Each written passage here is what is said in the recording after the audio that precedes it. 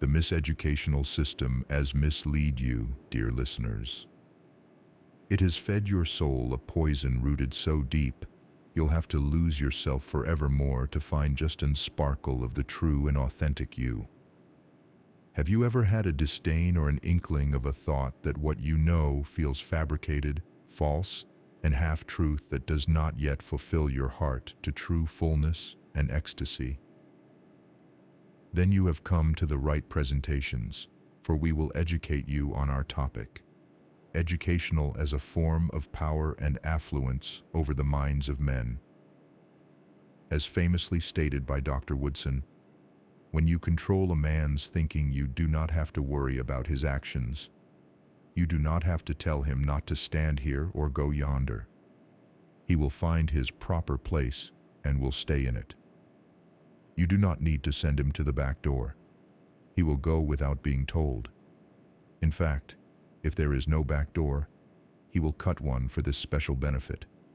His education makes it necessary. A despairing truth. That invokes us to speak on what is education, or rather, what is the goal of education? Education is the instrument that should equip a person to gain control over the physical environment as a form of power. That begs the question, what is power? Power is the ability to influence the environment, consistent with one's self-interest. Thus being said, those who has maximal control over their physical environment are considered powerful.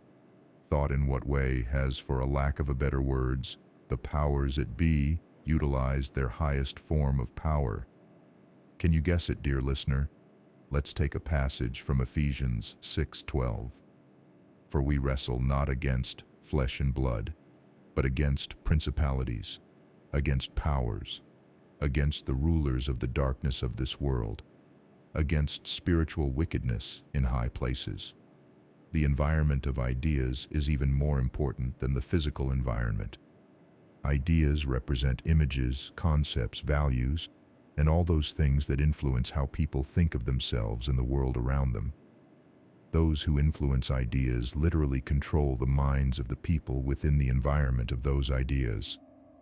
Our concepts of what's beautiful, what's important, what's news, what's good, what's desirable, etc., are all determined by the environment of ideas. Where people put their energy resources, literally what they do with their lives, is determined by the ideas that they internalized. Let's consider the invisible architects of thought. These entities, often shrouded in the subtlety of their influence, shape not only our perceptions, but the very essence of what we perceive as truth and beauty. These architects, draped in the roles of educators, media figures, and cultural influencers, deftly mold the contours of our mental landscape. They are the silent puppeteers of our thoughts, desires, and values, shaping our understanding in ways we scarcely notice.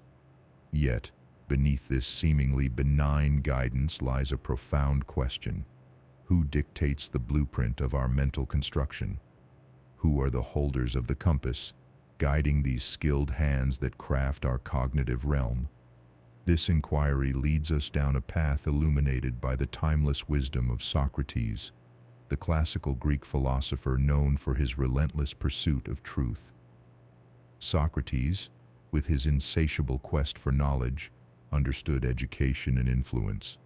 He recognized that the architects of intellect do not operate in a vacuum.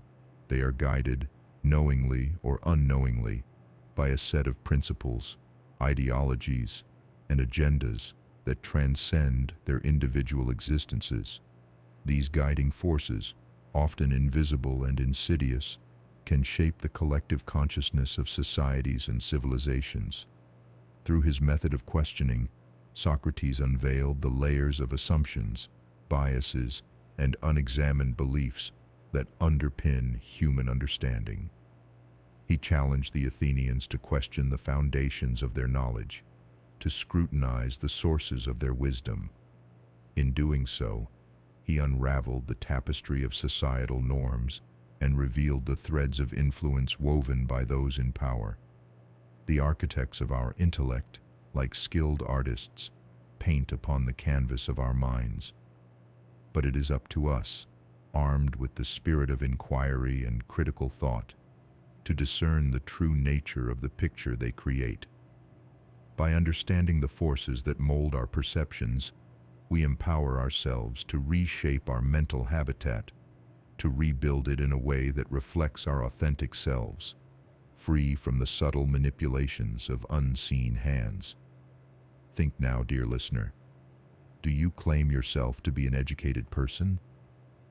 An educated person would aspire to gain access to influencing major ideas in the environment. The educated person in communications would not aspire to simply sit in front of the camera, but they would want to be the producer in the newsroom where those items that will be reported as news will be selected. They want to be involved in shaping public opinion and not simply reporting those opinions. Think now, dear listener, do you claim yourself to be an educated person? An educated person would aspire to gain access to influencing major ideas in the environment. The educated person in communications would not aspire to simply sit in front of the camera, but they would want to be the producer in the newsroom, where those items that will be reported as news will be selected.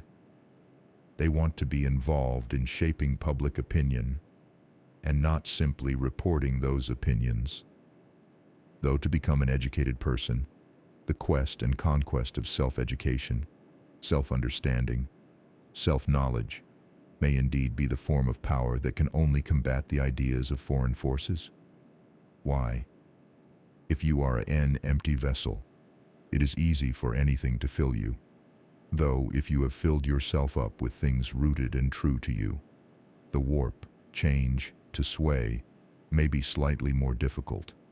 You educated person, how do you study the self? It must contain several elements. 1. Knowledge of human nature or makeup. This is the study of what constitutes the self. 2. Knowledge of the origins of oneself. This is usually thought of as the study of history of oneself as a human being and the development of civilization. 3. Knowledge of nature, her patterns, and the environment in which we live. This is the study of science and mathematics. 4. Knowledge of God. Since life occurs within the context of creations, and most of the human family agree that we are in the image of God, the knowledge of our Creator is essential to understanding who we are. To know oneself is to know all men, as from us came all, and to us all will return. The Honorable Elijah Muhammad. Let's expand on the studying of nature. Let's focus on the Sphinx. The Sphinx reflects the intimate relationship between the study of nature and the study of the self. The colossal stature of the Sphinx shows the head of a man affixed to the body of a lion.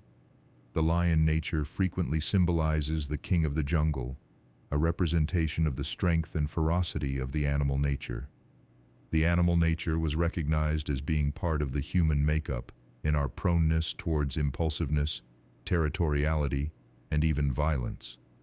The ancients understood that this creation was reflected the source of mastery over the animal nature. Thus, dear listeners, when you are studying nature, be reminded that you are studying a part of yourself. So, dear listener, I have faith that I was able to plant seeds of fruitful knowledge into your minds. Always be in reminder, the way people think and consequently how they act is a product of what they know. The knowledge that people receive is a consequence of their education. This discussion has joined the chorus of distinguished thinkers. This special task of this video is to help us understand why people should be responsible of their own education, and they should try to accomplish in this process of developing knowledge of self. As we enter the new age of Aquarius, we must be clear that our positions must be dictated by our empowerment as human being. We cannot continue to be reactors or participants in the vision and worldview of people who see us as fixtures in their world, rather than as co-builders of a world that places our priorities and perspective at the top of the human agenda. I urge you all listeners to go on the conquest of knowledge of self.